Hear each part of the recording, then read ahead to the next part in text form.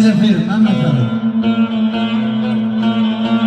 Mevzatlar sevgili canımdan ben şekillere kalım sana yar yar gerek.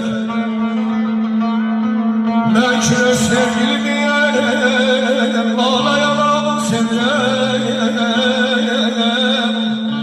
Mene dehrin ne sefası ne çemendan yere yaman.